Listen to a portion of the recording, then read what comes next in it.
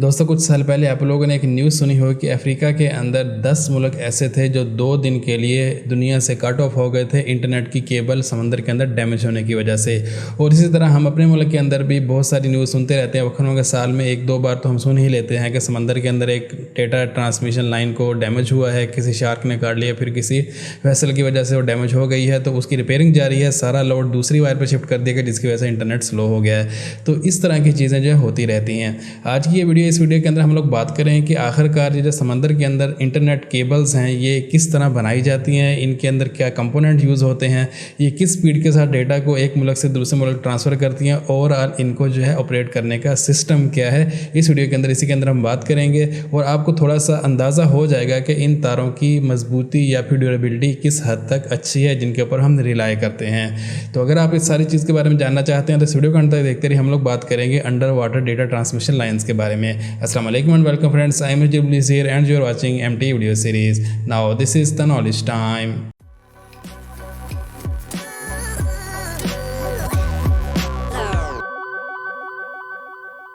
Welcome back friends and you are watching modern technology explanation video series. तो friend video को शुरू करते हैं और सबसे पहले मैं आप लोगों को थोड़े से फिगर्स देता हूं, उसके बाद हम लोग इसके एक्चुअल स्ट्रक्चर के ऊपर आएंगे। तो दुनिया के अंदर इस वक्त तकरीबन 1,27,000 किलोमीटर लंबी data transmission under water lines हैं, यानी कि तकरीबन टोटल 420 डिफरेंट तारें हैं, डिफरेंट केबल्स हैं जो कि डिफरेंट कंट्रीज़ को, डिफरेंट कॉन्टिनेंट्स को एक दूसरे के साथ मिलाती हैं। और इनकी टोटल लंबाई जो है वो ऑलमोस्ट 1,27,000 किलोमीटर तक बनती है। और ये सारी केबल्स जो हैं ये बैकबोन है इंटरनेट की, और तकरीबन 98 से 97% जो पूरी दुनिया का डेटा है वो इन्हीं केबल्स के थ्रू एक मुल्क से दूसरे मुल्क ट्रांसमिट किया जाता है।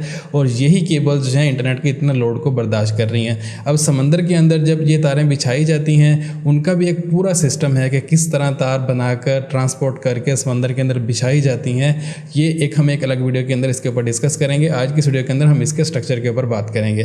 तो ये थे थोड़े से फिगर इसके थे कि किस तरह इन तारों की लंबाई कितनी है और ये पूरी दुनिया के अंदर कितनी तारें इस वक्त मौजूद हैं। और जब कोई एक तार डैमेज होती है तो लिहाजा उस मुल्क को पूरा का पूरा कट ऑफ करने के बजाय उसका जो लोड है दूसरी तार पे शिफ्ट किया जाता है। उसकी वजह से हमें थोड़े से स्पीड के इश्यूज़ भी फेस करने पड़ते हैं। अब इसके स्ट्रक्चर के ऊपर हम बात करते हैं।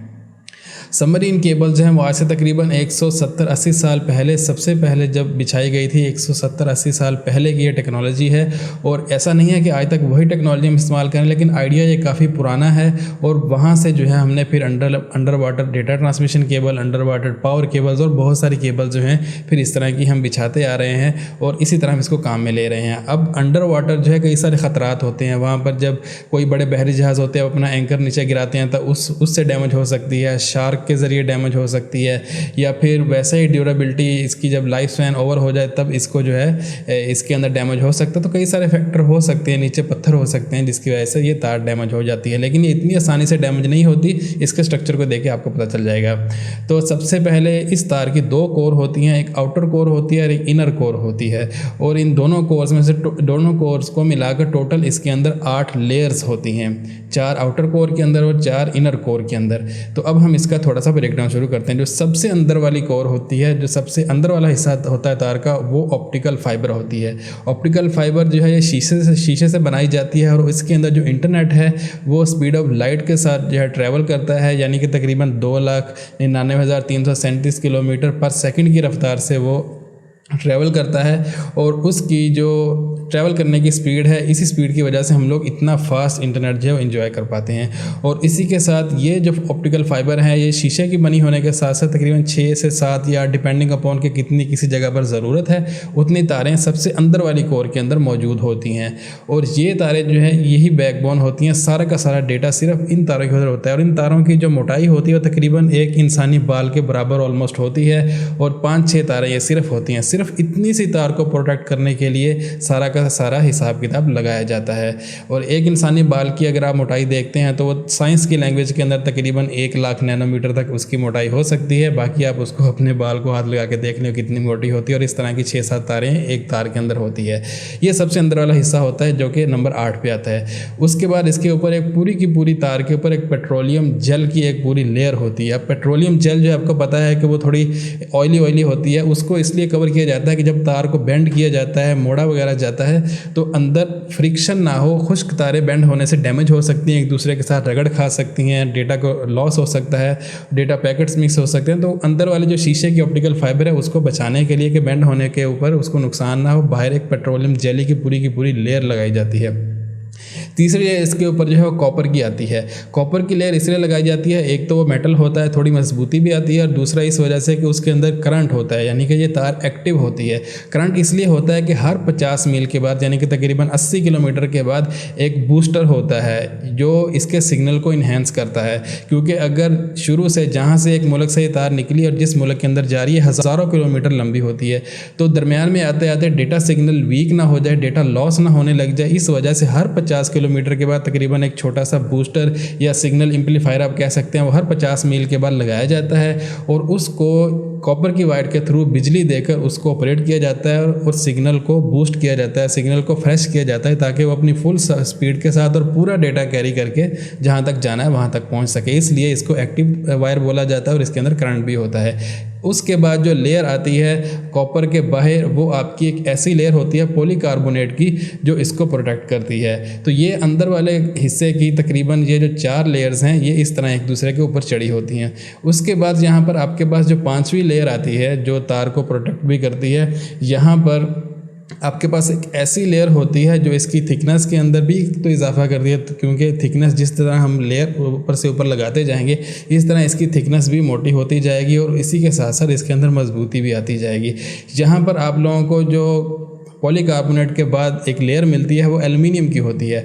एल्युमिनियम जो है वो यहाँ पर इस स्टेज के ऊपर एल्युमिनियम की पूरी लेयर लगाने के बाद ये तार पूरी तरह वाटर टाइट हो जाती है। अब पानी इसके अंदर दाखिल नहीं हो सकता और ये तार जो है वाटर टाइट हो जाती है, और एल्युमिनियम की होने की वजह से यहाँ पर जो इसके अंदर मजबूती भी आती है, इसको तोड़ा भी नहीं जाता है। एल्युमिनियम के बाद यहाँ पर जो नेक्स्ट लेयर आती है वो गैल्वेनाइज स्टील की मोटी तारें होती हैं, जो तारें इस तार के चारों तरफ लपेटी जाती हैं ताकि अगर कोई लोहे की चीज़ के ऊपर लगती है, कोई पत्थर गिरता है, किसी शिप का एंकर गिरता है, थोड़ा बहुत वो लग जाता है तो वो लोहे की तारें बाहर से इसको प्रोटेक्ट करती हैं ताकि इसके ऊपर किसी चीज़ का इतनी जल्दी असर ना हो, हर तीसरे दिन ये टूटी ना रहे और हमारा डेटा ट्रांसमिशन जो है वो उसके ऊपर किसी किस्म का कोई इफेक्ट ना हो। तो इसके बाद जो है ये लेयर एक स्टील की वायर की होती है जो कि काफ़ी ज़्यादा मजबूत होती है और गैल्वेनाइज होता है ताकि अगर कहीं ना कहीं से थोड़ी बहुत उसको नमी लगती भी है तो उसको जंग ना लगे।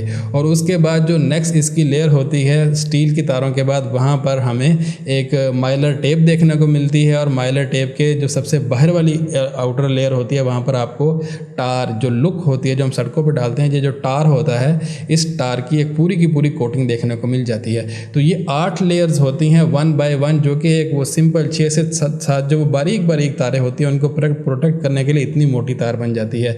और उन तारों को बचाते बचाते जितनी हम इसके ऊपर लेयर्स लगाते हैं उसकी वजह से इस तार की एक्चुअल मोटाई तकरीबन 3, 3.5 इंच 4 इंच इसका जो सरकमफ्रेंस होता है वो इतना बन जाता है। और फिर इन तारों को जो है पूरी 1000, 2,000, 3,000 किलोमीटर और इस तरह लंबे सफ़र के ऊपर या फिर समंदर के अंदर बिछाया जाता है और फिर इसके ज़रिए डेटा ट्रांसमिट करवाया जाता है।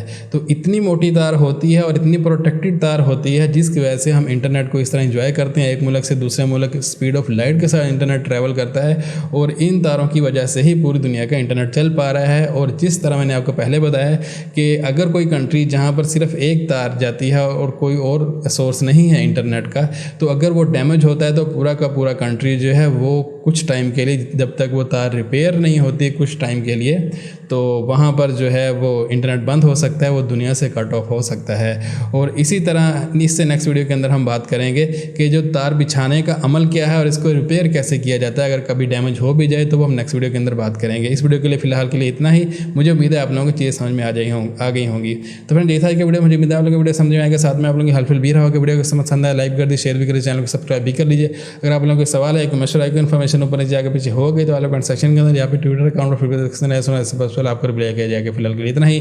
मिलेंगे नए साथ आपके लिए इजाज़त दीजिए। अल्लाह हाफिज़। चैनल को सब्सक्राइब ज़रूर कर लीजिए।